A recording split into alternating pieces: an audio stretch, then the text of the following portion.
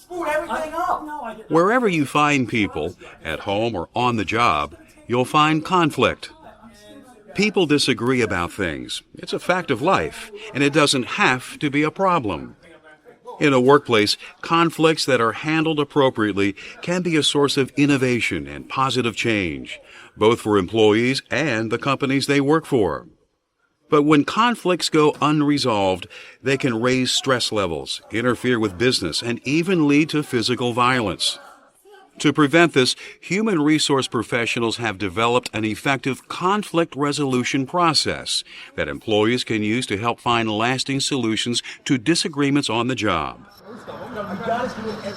In this program, we'll discuss different types of conflict that you may encounter in your workplace, the practices you should follow to resolve conflict, and what to do if conflict threatens to get out of control.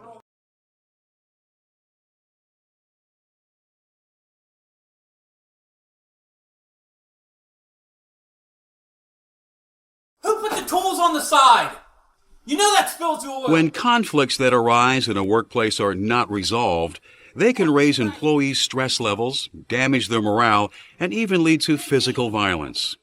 Smoldering disagreements can also reduce worker productivity and hurt a company's reputation. So it's important to be able to recognize and deal with workplace conflicts promptly and effectively. To do that, it helps to understand a few things about these conflicts themselves. For example, because workplace conflict occurs where we make our living, it can seem like a threat to our livelihood. This can make it more difficult to see an issue from the other person's point of view. And conflict doesn't only affect the people who are involved directly in the dispute. It can create a tense and even hostile work environment for everyone around them. To prevent this, it's important to determine what caused the conflict in the first place. For example, employees sometimes disagree about what goals they should be working towards. But it's very unusual for goals to be really mutually exclusive.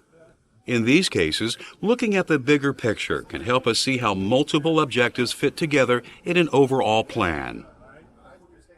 But even when we agree about the goals we're pursuing, we can still disagree on how to accomplish them.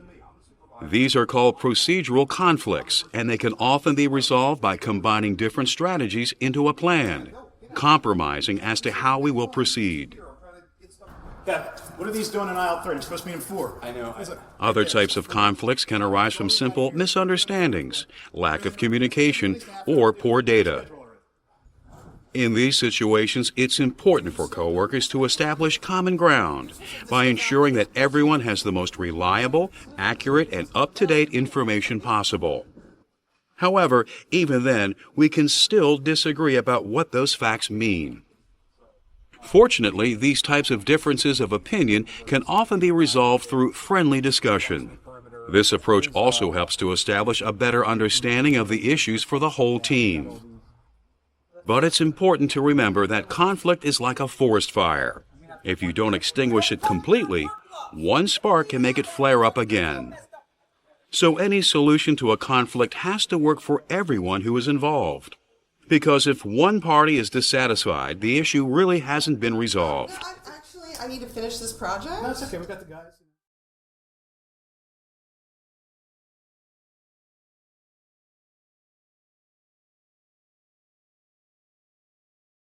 What did you do? I'm so upset with you. On-the-job conflict can be a pain in the neck.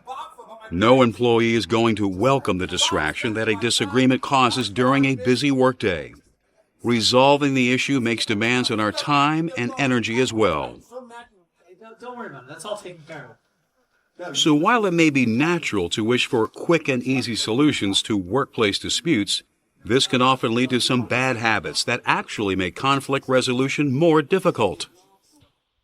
Competing, yielding, and avoiding are three common responses to conflict that not only fail to resolve a problem, but can actually make it worse. For example, in competing, a person tries to shut down the conflict by fighting for what they want and overcoming the opposition by force. Competing is an ineffective technique for resolving conflicts for two reasons. First, it tends to escalate the disagreement. Second, while one person may win, someone else ends up losing. While the winner may be happy with the result, the loser remains dissatisfied.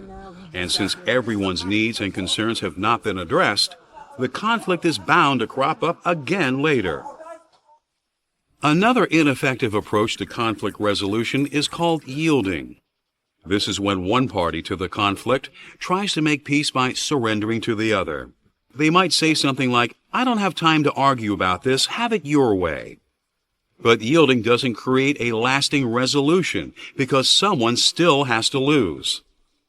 Even an employee who surrenders voluntarily may come to regret the decision. Then their bitterness and anger can cause the conflict to flare up again. Did you place the order yet? Yeah, I'll do it later. No, we need it placed. The third bad habit that people develop in dealing with conflicts is avoiding. This is when an employee basically ignores a conflict, looking the other way and pretending it isn't happening. While this may reduce the stress temporarily, it's no substitute for a real solution, because conflicts do not go away by themselves.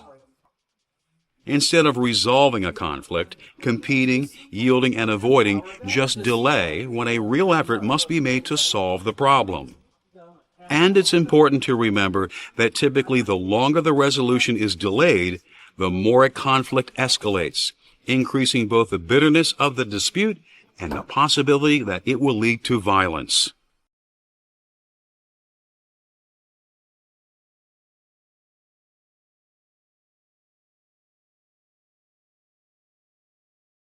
The effective process of conflict resolution is based on a set of problem-solving skills that can help you to diffuse disputes and find a permanent solution. It's critical for you to understand and use these skills because a workplace conflict that isn't dealt with won't just fade away, it gets worse. And as we've discussed, unresolved conflicts can interfere with business, damage employee morale, and drive down productivity. The longer these situations go unsolved, the more likely they are to lead to workplace violence as well. It's also important to understand that no resolution is possible when the parties to a conflict stay in their own corners. We all have to work together to solve the problem. This is called collaboration.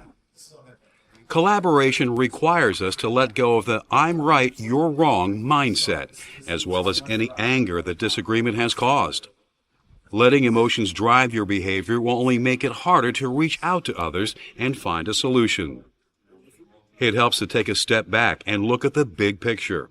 Remember that you're all working towards overcoming a challenge for the good of the company, as well as you and your coworkers.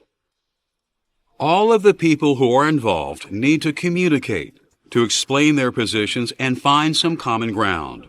While you should be assertive about your own needs and concerns, you also need to consider those of the other people who are involved.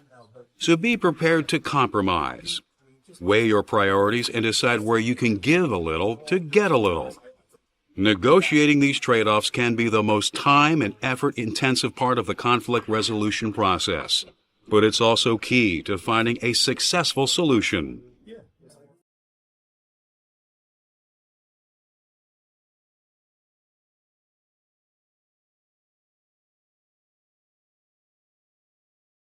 Sometimes conflict can get very intense very quickly. In these cases, it can outrun people's ability to respond to it peacefully. Tempers fray, emotions run high, and suddenly a violent clash seems imminent. These situations are called confrontations, and they require special handling. If a conflict causes you to become involved in a confrontation with a coworker, there are a number of things you can do to help diffuse the situation. First, remain calm. Breathe normally. Becoming excited or emotional will only escalate things. Do not raise your voice or shout. Even if the other person is getting loud, you should continue to speak quietly. Explain to them that you want to understand their point of view, and ask them to explain their concerns. Then allow them to speak. Don't interrupt. Don't disagree or be judgmental. When they're finished, show that you understand by restating their position in your own words. Phrase what you say using the words I and we instead of you whenever possible. Statements using you can sound like accusations and may put the other person on the defensive.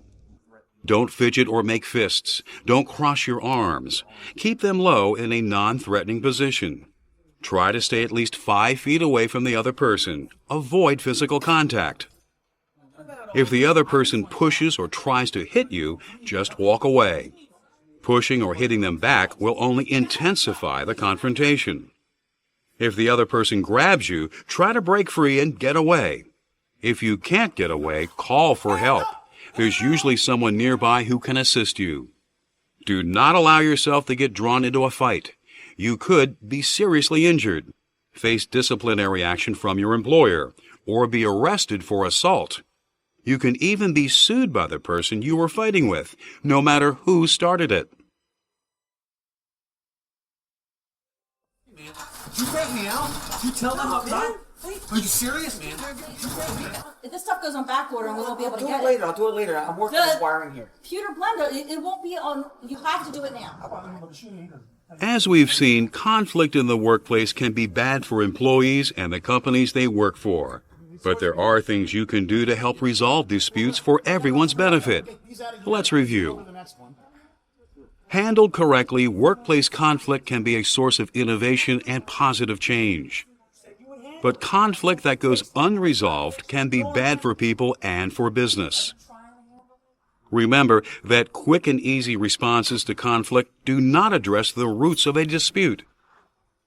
Taking the time to collaborate, communicate, and compromise with your coworkers is the best way to resolve conflict.